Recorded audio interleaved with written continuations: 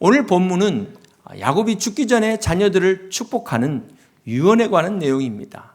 자, 그런데 이스라엘의 장자가 르우벤인데, 자, 그럼에도 불구하고 오늘 유다에게 그 축복이 넘어간 것을 볼 수 있습니다.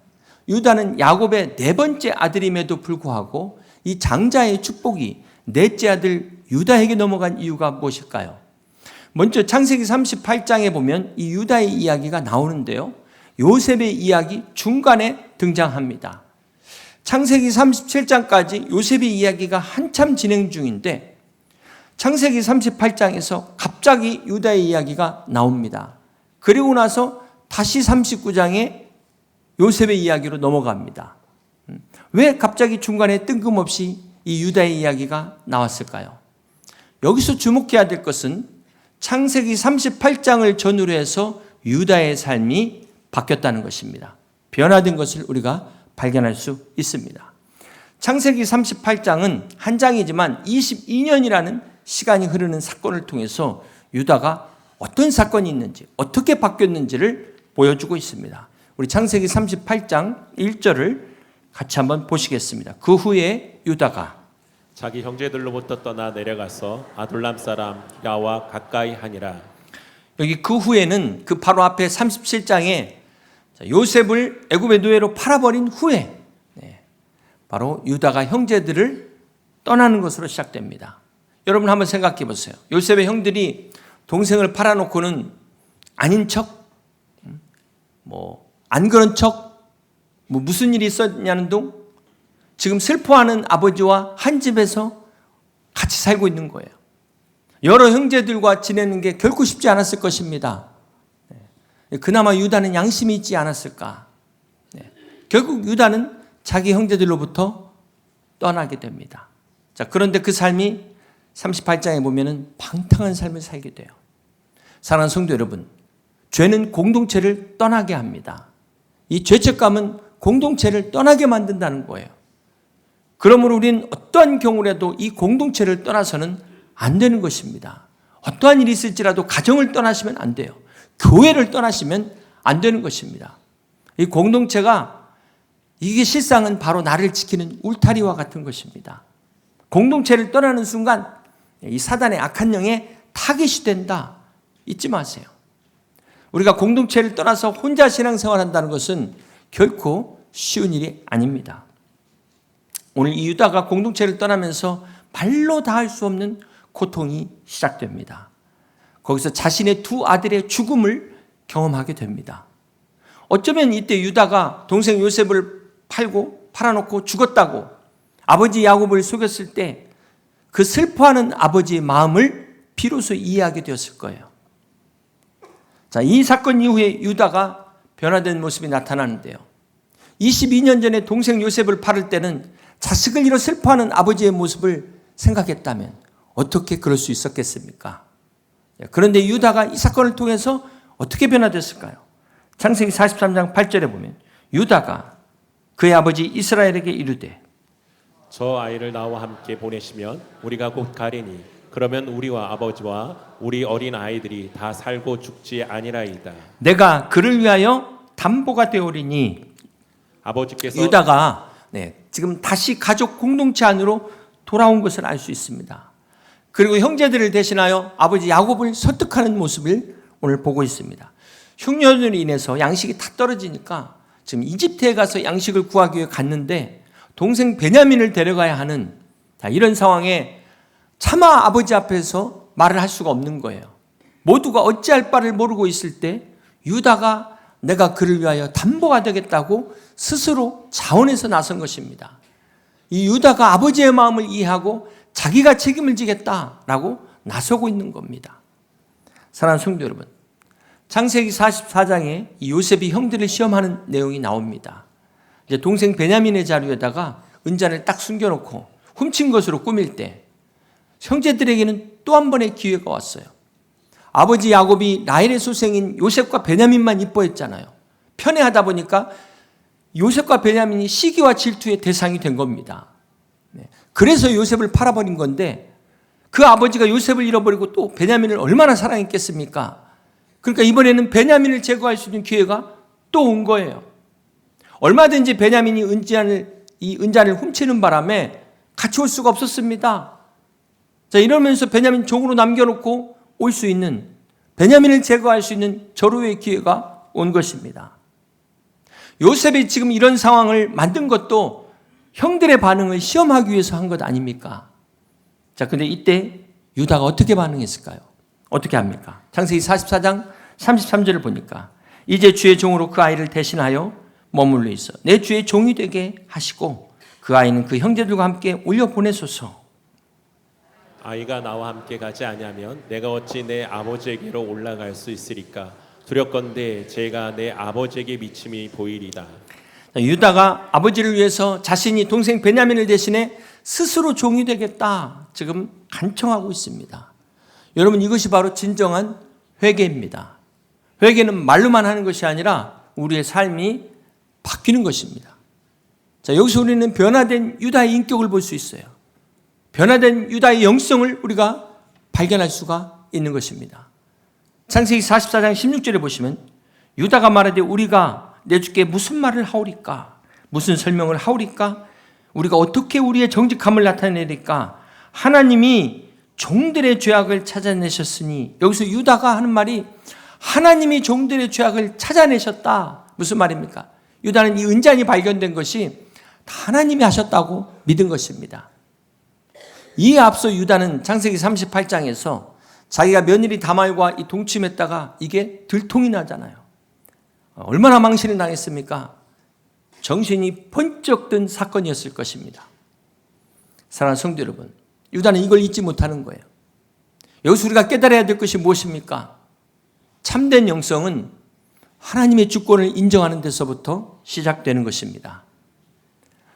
그러니까 참된 영성이라는 것은, 하나님의 주권을 인정한다는 것은 내가 원하는 대로 이루어진 것만이 아니라 내가 원하지 않는, 내가 의도하지 않는 방향으로 비록 일이 어긋났다 할지라도 그것이 하나님의 뜻임을 믿고 받아들이는 것, 이것이 하나님의 주권을 인정하는 것입니다. 이것이 바로 참된 영성이라는 것입니다. 어떤 사람들은 내 뜻대로 돼야만 응답이라고 생각합니다. 그러나 내 뜻대로 안 된 것도 응답이라는 사실을 우리는 기억해야 합니다. 사랑하는 성도 여러분, 살아계신 하나님의 주권을 인정하는 것은 내 뜻대로 될 때보다 내 뜻대로 안 될 때 나타납니다. 여러분 한번 생각해 보세요. 내 뜻대로 되면 인정하지 않을 사람 누가 있겠습니까? 오늘 우리가 신앙생활하면서 자기 뜻대로 안 돼서 시험에 든 사람들 있습니까? 자, 이분들의 문제는 기도 응답이 안 된 게 문제가 아니에요. 문제는 하나님의 주권을 끝까지 인정하지 못하는 게 문제라는 것입니다. 오늘 여러분들의 삶 속에서 일어나는 모든 일에 대해서 비록 내 뜻과 다를지라도 하나님의 주권을 인정할 수 있는 그런 참된 영성이 되시기를 주님의 이름으로 축복합니다. 네. 우리가 내 뜻과 달라도 하나님의 주권을 인정할 때 하나님을 경험하게 되는 것입니다. 하나님의 역사를 보게 되는 것입니다. 거기서 하나님이 함께 하시는 것입니다. 사랑하는 성도 여러분, 부모는 천륜이라고 그랬습니다. 부모와 관계를 끊을 수가 없다는 거예요. 끊을래야 끊을 수 없는 것이 바로 부모와 자녀와의 관계인 것입니다. 이 부모를 내가 선택할 수 있는 사람이 누가 있습니까? 그렇기 때문에 우리가 부모를 부모로서 인정하는 것은 하나님의 주권을 인정하는 것입니다. 설사 부모에게 문제가 있어요. 100% 부모에게 잘못이 있어요. 그런다 할지라도 하나님의 주권을 인정할 때 부모를 인정하게 된다라는 사실입니다. 사랑하는 성도 여러분, 왜 유다가 예수 그리스도가 오시는 이 영적인 축복을 받게 됐을까요? 이 장자의 축복을 유다가 받은 이유가 무엇입니까? 유다는 야곱의 네 번째 아들이라고 그랬어요. 그런데 이 장자권이 넘어간 것은 그 위에 형 셋이 다 죄를 범했기 때문에 그렇습니다. 자, 그런데 한번 생각해 보세요. 죄로 따지면 유다도 르벤, 레이, 시므온 못지않게 죄가 많습니다. 며느리와 관계에서 자녀를 낳은 부끄러운 족보를 갖고 있어요. 어디 창피해서 말도 못하는 겁니다. 결코 유다에게 내세울 만한 의로운 게 하나도 없어요. 그럼에도 불구하고 유다의 족보가 메시아의 족보가 된 이유가 무엇일까요? 그것은 첫째로 하나님의 은혜입니다. 이것이 바로 은혜라는 거예요. 그러나 우리가 인간의 입장에서 보니까 이 유다가 그 자녀들 중에 가장 아버지의 마음을 잘 이해한 효자였다라는 사실을 우리는 발견할 수 있습니다. 다시 말해서 이 유다의 효성이, 아버지의 마음을 아는 이 효성이 아버지 야곱의 마음을 감동해서 축복하게 하고, 그것이 곧 예수 그리스도가 오는 길을 예배하게 된 것입니다. 우리 창세기 49장 8절 본문을 다시 봅니다. 유다야, 너는 내 형제의 찬송이 될지라. 내 손이 내 원수의 목을 잡을 것이요 내 아버지의 아들들이 내 앞에 절하리로다. 유다라는 이름의 뜻은 찬송이라는 뜻입니다. 그럼 유다의 반대는 뭘까요? 유다의 반대는 가룟 유다. 네. 주님을 찬양하지 않으면, 주님을 찬양해야 될 사람들이 주님을 찬양하지 않으면 주님을 배신하게 됩니다.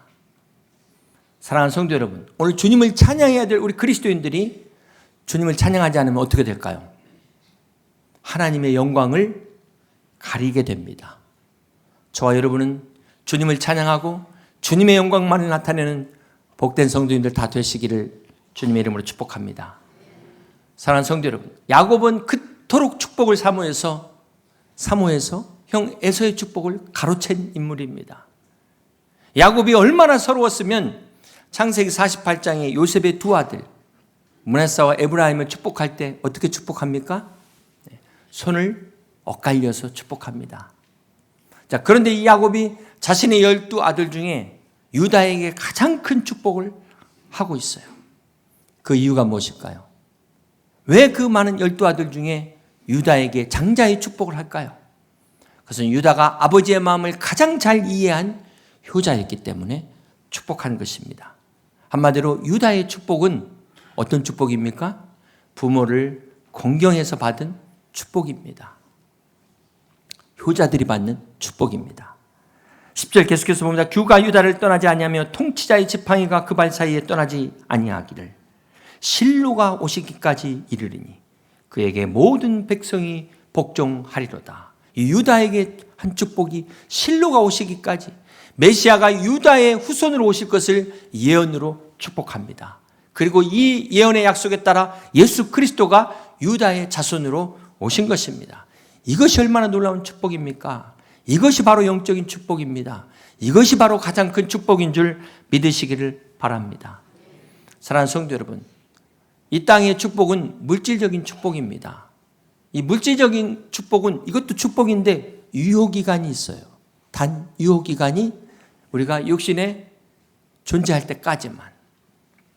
이것은 결코 영원한 축복이 아닙니다. 이 땅의 축복은 그대로 하늘로 갈 수 없는 것입니다. 영적인 축복이야말로 영원한 축복인 것을 믿으시기를 바랍니다. 저와 여러분은 이 땅의 축복에서 끝나지 마시고 하늘에서도 영원히 누리는 진정한 복의 사람이 되시기를 주님의 이름으로 축복합니다. 에서는 어리석어서 팥죽 한 그릇에 이 영적인 축복을 팔아버렸어요. 그러나 야곱은 이 축복을 붙잡았고 그 축복이 바로 유다에게 물려주게 된 것입니다.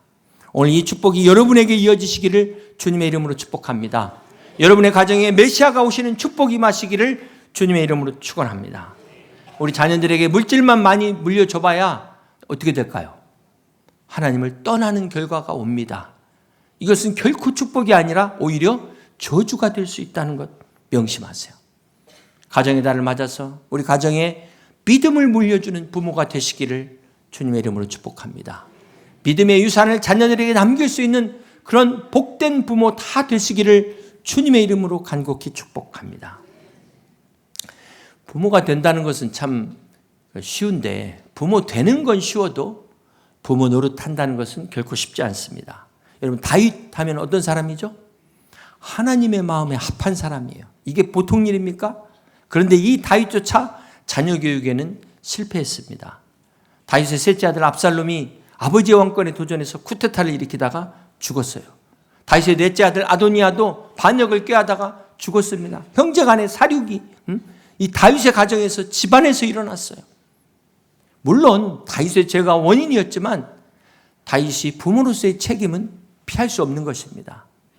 그러므로 우리가 좋은 부모가 되기 위해서 노력해야 돼요. 배워야 되는 것입니다. 사랑하는 성도 여러분, 혹 부모로부터 받은 상처 때문에 힘들어하시는 분 계십니까? 어떤 아들이 아버지에게, 아버지는 왜 삼성의 회장처럼 부자가 아니에요? 당황한 아버지가 그러는 너는 왜 손흥민처럼 안 됐냐? 피자 파장. 네. 여러분, 자식이 부모로부터 상처를 받기도 하지만 부모도 자식으로부터 상처를 받습니다. 누구의 상처가 더 클까요? 네. 자식의 상처가 클까요? 부모의 상처가 더 클까요? 부모의 상처가 더 큰 겁니다. 그럼에도 불구하고 부모는 자식의 허물을 용서해요. 그런데 자식은 부모를 용서하지 못해요. 이게 문제라는 것입니다. 사랑하는 성도 여러분, 결혼한 자녀는 부모를 떠나야 됩니다. 이것은 몸만 떠나는 것이 아니라 경제적으로도 독립해야 되는 것입니다. 경제적으로만 독립하는 게 아니라 부모로부터 받은 모든 상처로부터 떠나야 되는 거예요. 모든 아픔으로부터 떠나야 되는 것입니다. 그렇다면 어떻게 떠날 수 있을까요? 바로 부모를 용서하는 것이 떠나는 것입니다. 그때 비로소 자유를 얻게 되는 것입니다. 결국은 나를 위해서 용서해야 되는 거고요. 그러기 위해서 반드시 떠나야 되는 것입니다. 그런데 중요한 사실은 이 용서가 결코 쉽지 않습니다. 사랑하는 성도 여러분, 진정한 용서는 오직 십자가의 은혜로 가능하다는 것을 믿으시길 바랍니다. 하나님의 축복이 여러분의 가정에 흘러넘쳐 그리스도의 십자가의 사랑과 용서가 여러분 가정에 함께 하셔서 서로 사랑하고 용서하는 복된 가정 되시기를 주님의 이름으로 축복합니다.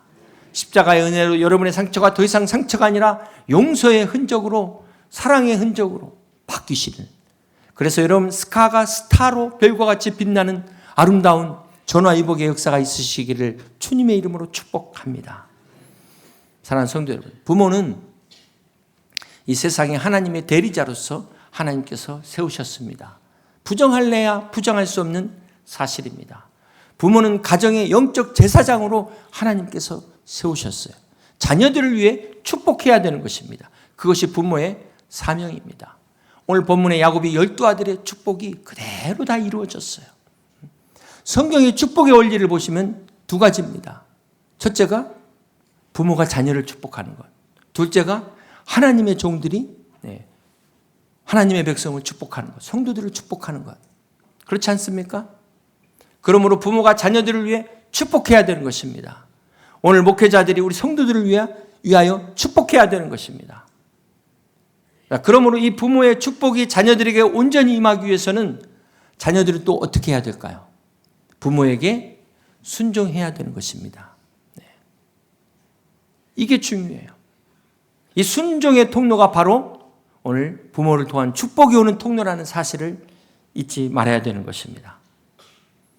노아의 자녀 중에 함, 부모의 허물을 드러냈다가 저주를 받고 말았습니다. 우리가 여기서 깨달아야 될 교훈이 있어요. 부모도 인간이기 때문에 실수할 수 있습니다. 넘어질 수 있습니다. 그러나 때로 자녀가 부모의 허물을 덮을 줄 알아야 된다는 거예요. 그러한 자녀가 복을 받는다는 사실을 잊지 마시기를 바랍니다. 사랑하는 성도 여러분, 세상에서 참 쉬운 것 같고 그러면서도 어려운 것이 부모와 자녀의 관계인 줄로 믿습니다. 그러나 하나님께서 이 관계를 통해서 우리에게 원하시는 게 있어요. 바로 하나님의 사랑을 배우라는 거예요. 하나님의 사랑을 실천하라는 것입니다. 에베소서 6장 1절에 보면 자녀들아 주 안에서 너희 부모에게 순종하라. 이것이 옳으니라. 내 아버지와 어머니를 공경하라. 이것은 약속 있는 첫 계명이니 이로써 내가 잘되고 땅에서 장수하리라. 자, 여기 보면 주 안에서, 그리스도 안에서 부모를 공경하는 것이 축복의 비결이다라고 말씀하고 있습니다. 사랑하는 성도 여러분, 자녀에게 부모는 오직 순종의 대상입니다. 이건 선택이 아니에요. 다른 선택의 권한이 없습니다. 출애굽기 20장에 보면은 10계명을 말씀하는데 이 10계명 중에 8가지의 계명이 하지 말라는 겁니다. 다 하지 말라는 거예요. 단 2가지만 하라고 말씀하셨어요. 그 2가지가 뭘까요? 그 2가지가 첫 번째 4계명인 안식일을 기억하여 거룩하게 지키라는 것입니다. 그리고 두 번째가 바로 제5계명인 내 부모를 공경하라. 그러면서 그리하면 내 여호와가 내게 준 땅에서 내 생명이 길리라. 자, 이것을 에베소서에서는 약속이 있는 첫 계명이라고 말씀하고 있어요. 앞에 8가지 하지 말라는 계명은 그거 하게 되면 어떻게 돼요? 다 벌 받는 겁니다. 그런데 부모를 공경하라는 이 계명만큼은 네가 이 땅에서 장수하고 복을 받는 약속을 주신 첫 계명이라고 말씀하고 있다는 사실입니다. 십계명의 첫 번째 계명이 나 외에 다른 신을 두지 말라고 말씀하셨어요. 다른 신을 섬기지 말라는 것입니다. 다른 신을 공경하지 말라는 것입니다. 하나님이 유일하시기 때문에 유일하신 하나님만을 공경하라는 것입니다. 그러면서 하나님께서 공경하라고 말씀하신 또 한 존재가 바로 부모예요. 부모. 하나님 외에 또 다른 공경의 존재가 있다면 그것이 바로 부모라는 것입니다. 부모는 우리에게 생명을 주신 분입니다. 이 사실 하나만으로도 부모를 공경해야 된다는 것입니다. 사랑하는 성도 여러분, 자식이 철들었다고 했을 때 언제 철들었다고 말할까요? 그것은 부모의 마음을 알았을 때, 부모의 마음을 이해할 때 철들었다 이렇게 이야기합니다. 신앙도 마찬가지입니다. 신앙도 하나님 아버지의 마음을 깨달을 때 비로소 철들은 신앙이 되는 것입니다. 우리 교회 모든 성도들은 부모님의 마음을 깨닫는 철든 성도뿐만 아니라 하나님 아버지의 마음도 깨닫는 철든 신앙인들이 다 되시기를, 믿음의 성도들이 다 되시기를 주님의 이름으로 축복합니다. 여러분, 퇴직한 남편을 뭐라고 부르는지 아세요? 삼식이, 젖은 낙엽, 또 하와이라고 한다고 합니다. 하와이가 하루 종일 와이프 옆에 붙어있는 은퇴 후에 버림받는 가장들, 인명제처다. 운명이 아내에게 달려 있습니다. 이게 젖은 낙엽의 신세가 됩니다. 진인사 대처명이라 최선을 다한 후에 아내의 명령을 기다려야 합니다. 사랑하는 성도 여러분, 부모님의 손이 항상 건강한 손이 아닙니다. 항상 우리를 지켜주는 믿음직한 손이 아닙니다. 부모님의 손도 연약한 손이 될 수 있습니다. 이제는 그 손을 우리가 붙잡아줘야 될 그러한 손입니다. 우리 부모님의 손을 붙잡아 줄 수 있는 여러분들 되시기를 바랍니다. 마지막으로 행복한 가정이란 시로 설교를 마무리하고자 합니다. 가정을 이루는 것은 의자와 책상과 소파가 아니라 그 소파에 앉은 어머니의 미소입니다. 가정을 이루는 것은 푸른 잔디와 화초가 아니라 그 잔디에서 터지는 아이들의 웃음소리입니다.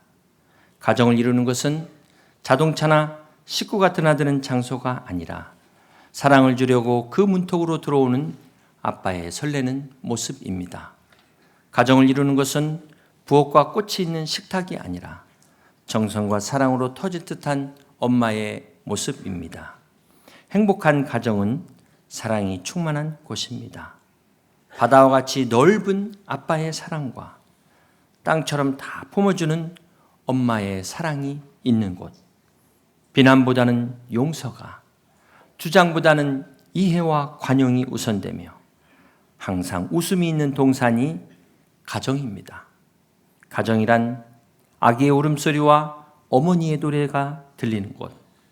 가정이란 따뜻한 심장과 행복한 눈동자가 마주치는 곳. 가정이란 서로의 성실함과 우정과 도움이 만나는 곳. 가정은 아이의 첫 교육의 장소이며 거기서 자녀들은 무엇이 바르고 무엇이 사랑인지 배우게 됩니다. 상처와 아픔은 싸매지고 슬픔은 나눠지고 기쁨은 배가 되며 어버이가 존경받는 곳. 왕궁도 부럽지 않고 돈도 그다지 위세를 못 부리는 그렇게 좋은 곳이 바로 가정입니다. 오늘 여러분의 가정이 이런 복된 가정 되시기를 주님의 이름으로 축복합니다. 여러분의 가정이 주님의 사랑으로 부모를 존경하고 자식을 존중하는 이 땅에 하나님의 천국의 모델이 다 되시기를 주님의 이름으로 간절히 축원합니다.